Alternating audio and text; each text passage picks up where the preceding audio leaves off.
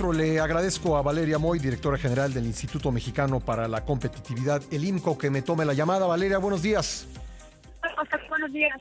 Bueno, Valeria, pues comentar contigo la decisión tomada por Banco de México. Ayer aumentó la tasa en 75 puntos base para llegar a 9.25. Ninguna sorpresa, pero sí, yo creo que pues la pregunta que se impone aquí es ¿hasta dónde llegará la tasa de interés de referencia? Pues mira, hasta dónde, que en 2 juntas más de Banco de México tenemos... Uy, creo que perdimos ahí la comunicación con Valeria Moy. Espero que podamos restablecerla. Perdón, Valeria, te perdimos un momentito por una falla en la comunicación. Me decías que quedan 2 juntas a Banco de México este año. Quedan 2 juntas de política monetaria, una en noviembre y una en diciembre.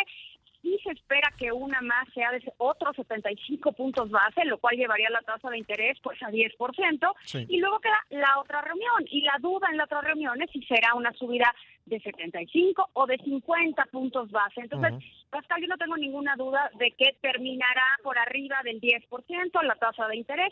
¿Qué tan arriba? Pues dependerá de cómo se vayan dando las siguientes lecturas de inflación. Tendremos la lectura de inflación de septiembre el próximo viernes y pues en función de esto iremos viendo cómo se va moviendo la tasa de interés y, por supuesto, respondiendo también a lo que haga la Reserva Federal en Estados Unidos, que seguramente vendrán incrementos importantes en la tasa. Ahora, esto se hace, voy a decir una obviedad, pero es necesario, esto se hace intentando contener la inflación. ¿Qué tanto se está conteniendo la inflación con esta medida?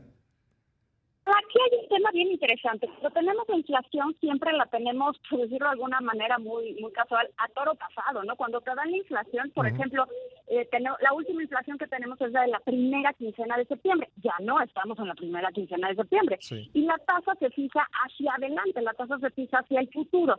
Entonces, la tasa de interés, más que contener la inflación, lo que puede hacer es frenar las expectativas de inflación. Muchas veces oímos a Banco de México que dice las expectativas están ancladas. Bueno, a lo que se refiere ese dicho es a tratar de mantener lo que la gente cree, lo que todos los agentes económicos creemos que va a hacer la inflación en el futuro, en un nivel de más o menos 3%. Eso es lo que tiene que hacer Banco de México y ahí radica la complejidad, en contener las expectativas de inflación de los agentes económicos para que de ahí todos los agentes ajusten su conducta en consecuencia y vayamos bajando poco a poco la inflación. Es un tema bien complicado de manejo de política monetaria y a Banco de México no le queda de otra más que seguir subiendo tasas para poder ir ajustando las expectativas que en este momento todavía están más altas de ese 3%. Y otra complicación que se agrega es que primero en México tenemos un sector informal muy grande y en segundo lugar hay otros factores que generan inflación como la inseguridad. Bueno, hay muchísimos factores que agregan este comportamiento al alza de precios. La inseguridad es evidentemente uno de ellos. Ya lo había mencionado el presidente cuando anunció este paquete contra la inflación y la que decía que uno de sus puntos, una de sus medidas de contención de la inflación era precisamente mejorar la seguridad en las carreteras. Obviamente eso no se hace ni por decreto ni cambia de un día para otro y claramente vemos que no ha mejorado pero nada la seguridad en las carreteras y eso pues implica que el sector productivo, el sector privado tiene que dedicarle mucho dinero, muchos recursos a pagar su propia seguridad. Y ese costo en seguridad, pues evidentemente, ¿a quién se lo pasan, Pascal? A los consumidores en el precio de los productos que venden. Pues sí, imposible saber, predecir hasta dónde puede llegar la inflación, Valeria. Y por otro lado, pues esta medicina, la de incrementar la tasa de interés, pues tiene un efecto directo sobre el crecimiento económico. Por supuesto, tiene un efecto directísimo, porque la tasa de interés al final del día es el costo de crédito y las inversiones normalmente están relacionadas con ese costo de crédito, ¿no? Para hacer grandes inversiones en cualquier país se necesita financiamiento y ese financiamiento pues depende en un sentido inverso a la tasa de interés, de la tasa de interés. Entonces, entre más alta sea la tasa de interés, le estamos haciendo más caro los recursos a quien pide prestado, a los inversionistas, y en ese sentido frenamos la economía. Sin duda este remedio para la inflación, que es la política monetaria mediante alzas en tasa de interés, es un remedio necesario, pero caro y con un efecto secundario importante, que es el freno en la actividad económica.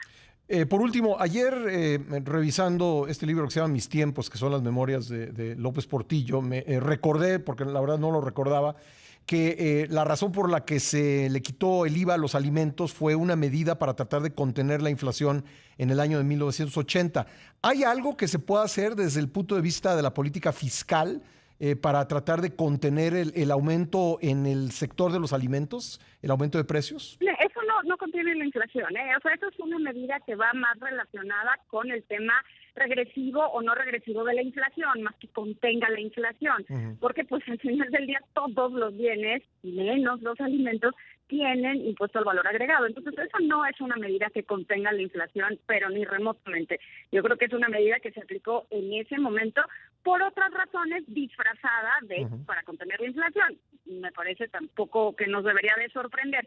Desde la política fiscal yo creo que sí hay cosas que se pueden hacer. Una de las que estamos haciendo en México, que son estos estímulos fiscales al precio de los combustibles, por supuesto que ayuda a contener la inflación. Es una medida carísima y costosísima. Hay que recordar que cada semana nos cuestan más o menos, dependiendo del monto del estímulo, pero más o menos 12,000 millones de pesos a la semana. Sí. Nada más tomar esa decisión de apoyar a la baja el precio de los combustibles.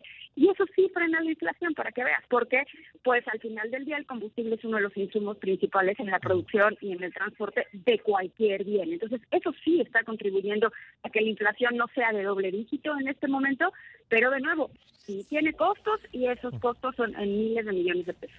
Valeria, muchas gracias. Al contrario, gracias por tenerme en tu espacio. Hasta luego. Gracias, Valeria Moy, del INCO.